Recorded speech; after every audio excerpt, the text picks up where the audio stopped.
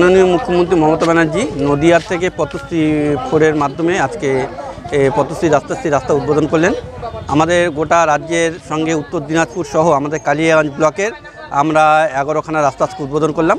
তার মধ্যে এই যে কালিয়াগঞ্জ ব্লকের এটা ভান্ডার অঞ্চলের আমাদের হচ্ছে স্কুল মোড় থেকে রেল ঘুমটি অবধি এই 990 মিটার রাস্তা আছে। 990 মিটার রাস্তা 48 লক্ষ টাকা ব্যয় এটা তৈরি হবে, তার আজকে শিলান্যাস হলো। তৎসহ কালিয়াগঞ্জে আরও 10খানা রাস্তা, টোটাল আমাদের কালিয়াগঞ্জে 11খানা রাস্তা আজকে উদ্বোধন করলাম। 2,34,00,000 টাকা ব্যয়ে এই রাস্তাগুলো উদ্বোধন হলো আজকে।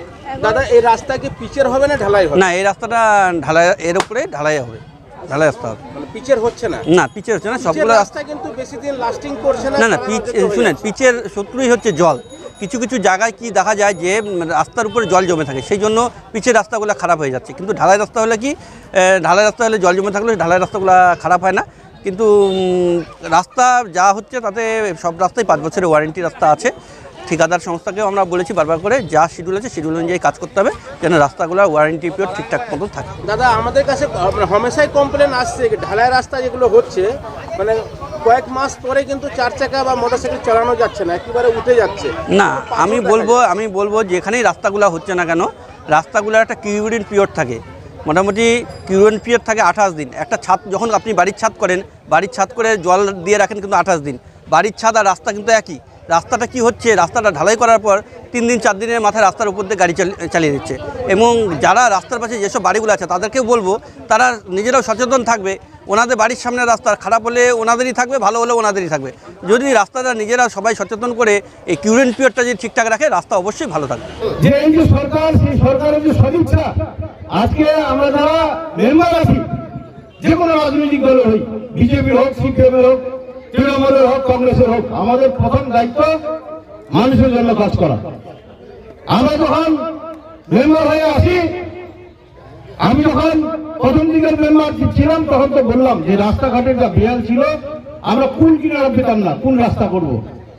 আজকের দিনে আমরা যখন বসি মেম্বারদের নিয়ে, তখন আমি নেতৃত্বকে বলি বা মেম্বারদের বলি যে ভান্ডার পঞ্চায়েতের 2 কিলোমিটার রাস্তা দাও।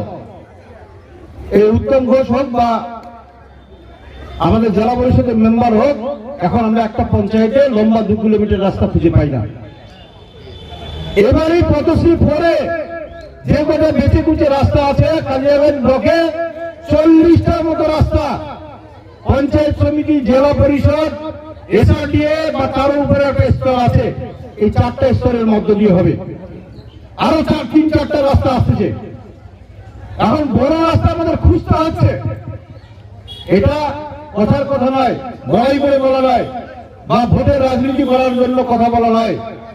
আপনারা বাস্তব জায়গা থেকে গ্রামের মানুষের কাছ থেকে খোঁজ খবর নিয়ে দেখেন, পাড়াতে খবর নিয়ে দেখেন, বা দেখেন, চোখ মুখ কান খুলে দেখেন যে আপনার যে রাস্তাগুলো 10 বছর আগে কি বেহাল ছিল, আজকে কি পরিবর্তন হয়েছে।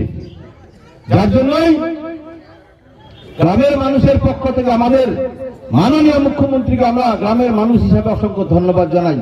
34 লাখ 48 না 34 বলে 2,48,00,000 টাকায় আমাদের 11টা রাস্তা হচ্ছে।